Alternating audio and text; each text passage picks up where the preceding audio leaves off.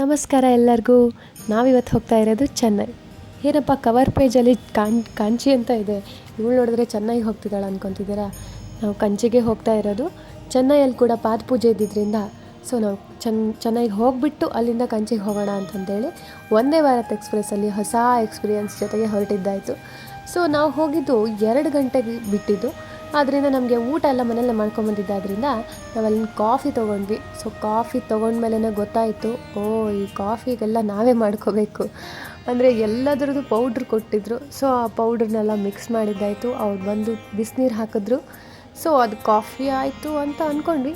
Okay, ಕಾಫಿನೇ ಆಯಿತು ಅಂತ ದುಡ್ಡು ಕೊಟ್ಟಿದ್ವಲ್ಲ, ಸೊ ಕುಡಿಲೇಬೇಕು, ಕುಡ್ದಿದ್ದಾಯಿತು.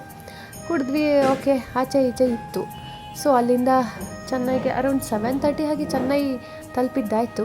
ಸೊ ಅಲ್ಲಿಂದ ಇವ್ರ ಫ್ರೆಂಡ್ ಮನೆಗೆ ಹೋಗಬೇಕಿತ್ತು. ಅವ್ರ ಫ್ರೆಂಡ್ ಮನೆಗೆ ಹೋಗಿಬಿಟ್ಟು ಅಲ್ಲಿ ಬೆಳಗ್ಗೆ ರಾತ್ರಿ ಸ್ಟೇ ಆಗಿ ಬೆಳಗ್ಗೆ ಎದ್ದು ಸ್ನಾನ ಇತ್ಯಾದಿಗಳನ್ನೆಲ್ಲ ಮುಗಿಸಿ ನಾವು ದೇವಸ್ಥಾನ ಪಾಂಡುರಂಗ ಆಶ್ರಮ ಅಂತ ಇದೆ, ಸೊ ಅಲ್ಲಿಗೆ ಹೊರಟಿದ್ದಾಯಿತು.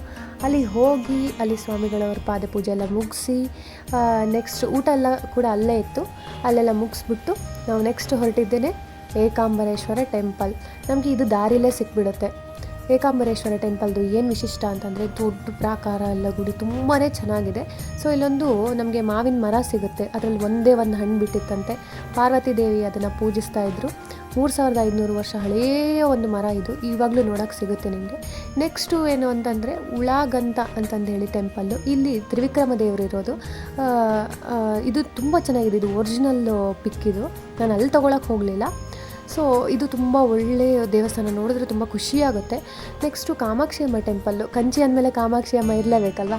ಸೊ ಈ ಕಾಮಾಕ್ಷಿ ಅಮ್ಮ ಟೆಂಪಲ್ಗೆ ಹೋಗ್ಬಿಟ್ಟು ದೊಡ್ಡ ಪ್ರಾಕಾರ, ದೊಡ್ಡ ದೇವಸ್ಥಾನ ಎಲ್ಲ ಮುಗಿಸ್ಕೊಂಡು ಸುಸ್ತಾಗಿ ರಾತ್ರಿ ಕಂಚಿ ತಲುಪಿದ್ದಾಯಿತು. ಕಂಚಿ ತಲುಪಿದ ತಕ್ಷಣ ನಾವು ಉತ್ತರಾದಿ ಮಠದಲ್ಲಿ ಇಳ್ಕೊಂಡಿದ್ದು. ಉತ್ತರಾದಿ ಮಠದಲ್ಲಿ ನಮಗೆ ಊಟದ ವ್ಯವಸ್ಥೆ ಎಲ್ಲ ಇತ್ತು ರಾತ್ರಿ. ಅದೆಲ್ಲ ಮುಗಿಸ್ಬಿಟ್ಟು ಬೆಳಗ್ಗೆ ಎದ್ದು ಇದೆಲ್ಲ ಸ್ವಲ್ಪ ಅಲ್ಲೊಂದು ಕ್ಯೂಟ್ ಕರು ಇತ್ತು. ಸೊ ಆ ಕರು ಜೊತೆ ಎಲ್ಲ ಆಟ ಆಡಿಕೊಂಡು ನೆಕ್ಸ್ಟ್ ಪ್ಲ್ಯಾನ್ ಮಾಡಿದ್ವಿ ಎಲ್ಲೆಲ್ಲ ಹೋಗೋದು ಅಂತ. ಒಂದು ಆಟೋ ಹಿಡ್ಕೊಂಡು ಎಲ್ಲ ದೇವಸ್ಥಾನಗಳನ್ನು ನೋಡ್ಕೊಂಡು ಬರೋಕ್ಕಂತ ಹೊರಟ್ವಿ. ಸೊ ಅಲ್ಲಿಂದ ಅಲ್ಲಿಂದ ಹೊರಟಿದ್ದೆ ಫಸ್ಟ್ ಸಿಕ್ಕಿದ್ದು ವರದರಾಜ ಸ್ವಾಮಿ ಟೆಂಪಲ್. ವರದರಾಜ ಸ್ವಾಮಿ ಟೆಂಪಲ್ ಅಂತಂದರೆ ನಿಮಗೆಲ್ಲರಿಗೂ ಗೊತ್ತಿದ್ದೇ ಇದೆ. 40 ವರ್ಷಕ್ಕೊಂದ್ಸರಿ ತೆಗಿಯೋ ಅತ್ತಿವರದ ಅಂತಂದು ಹೇಳಿ ತುಂಬ ಫೇಮಸ್ ಅದು. ಆ ಪುಷ್ಕರಣಿ ಕೂಡ ಅಲ್ಲೇ ಇರೋದು. ನಮಗೆ ಹೋಗ್ತಾ ನಮಗೆ ಆ ಗೋಪುರಗಳು ನೋಡಿದರೆ ತುಂಬಾ ಖುಷಿಯಾಯಿತು. ನಮಗೆ ಸಿಗುತ್ತೆ ಕರ್ನಾಟಕದಲ್ಲಿ ಗೋಪುರಗಳು, ಬಟ್ ಇಷ್ಟೊಂದು ದೊಡ್ಡ ಪ್ರಾಕಾರಗಳು, ಇಷ್ಟೊಂದು ಗೋಪುರಗಳು ನೋಡಿದ್ದು ನಾನು ಇರಲೇ ಇಲ್ಲ. ಸೊ ಇದು ಅತ್ತಿವರದ ನಿಮಗೆ ಎಲ್ಲರಿಗೂ ಗೊತ್ತಿದ್ದೇ ಇದೆ, 40 ವರ್ಷಕ್ಕೊಂದ್ಸರಿ ಮಾತ್ರ ದರ್ಶನ ಸಿಗುತ್ತದು. ಸೊ ಇಲ್ಲಿರೋದು ವರದರಾಜ ಸ್ವಾಮಿ ದೇವರು.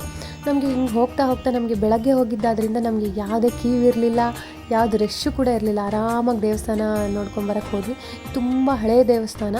ಸೊ ನಮಗೆ ಅಲ್ಲಲ್ಲಿ ಗೋಡೆಗಳ ಮೇಲೆ ಪುರಿ ಜಗನ್ನಾಥ ದೇವರು, ಆಮೇಲೆ ಕೆಲವೊಂದು ದೇವ್ರುಗಳದ್ದು ನಿಮಗೆ ಕಲರ್ ಇರೋದು ಒಂದು ಚಿತ್ರಗಳೆಲ್ಲ ಕಾಣಿಸ್ತಾ ಇತ್ತು.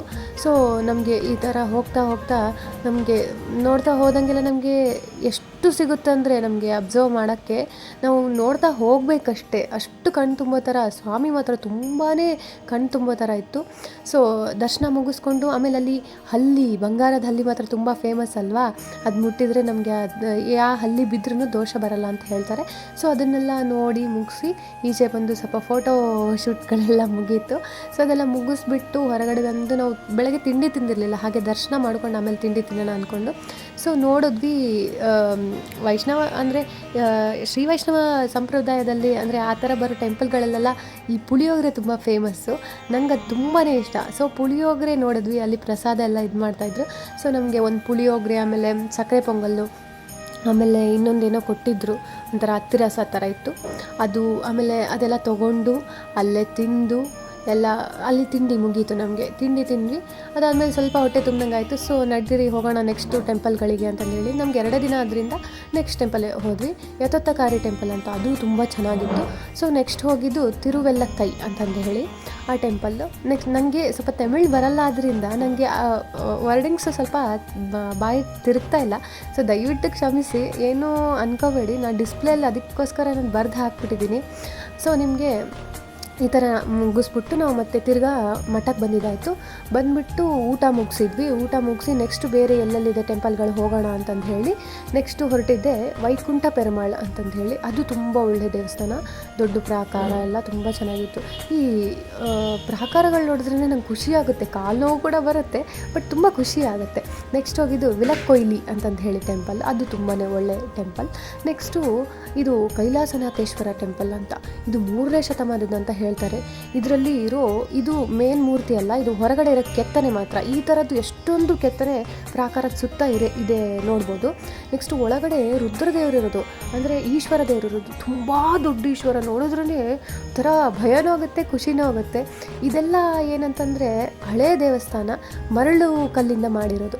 ನೆಕ್ಸ್ಟ್ ಹೋಗಿದ್ದು ಕಚಬೇಶ್ವರ ದೇವಸ್ಥಾನ ಅಂತ, ಇದು ತುಂಬ ಒಳ್ಳೆ ದೇವಸ್ಥಾನ ಅಂತ ಹೇಳ್ಬೋದು. ನೆಕ್ಸ್ಟ್ ಹೋಗಿದ್ದು ಆದಿಕೇಶವ ದೇವಸ್ಥಾನ, ಪೆರಂಬೂರ್ಗೆ ಹೋದ್ವಿ. ಅಲ್ಲಿ ಎಲ್ಲ ದೇವ್ರ ದರ್ಶನ ಮಾಡಿಕೊಂಡು ಅಲ್ಲಿ ರಾಮಾನುಜಾಚಾರ್ಯದು ಒಂದು ಇದಿದೆ, ಮೂರ್ತಿ ಇದೆ, ಅಲ್ಲೆಲ್ಲ ದೇವಸ್ಥಾನ ಎಲ್ಲ ನಾವು ನೋಡಿಕೊಂಡು ತಿರ್ಗಾ ನಾವು ನಮ್ಮ ದಾರಿ ನಾವು ಹಿಡಿದಿದ್ದಾಯಿತು. ಸೊ ಇದೆಲ್ಲ ಟೆಂಪಲ್ ನನಗೆ ನೋಡಿ, ನಂಗೆ ತಮಿಳ್ನಾಡು ನೋಡಿರಲಿಲ್ಲ, ತುಂಬಾ ಖುಷಿ ಆಯಿತು ನನಗೆ ಇದೆಲ್ಲ ನೋಡಿ. ಸೊ ನಿಮ್ಮ ಹತ್ರ ಹಂಚ್ಕೊಳ್ಳೋಣ ಅನ್ನಿಸ್ತು.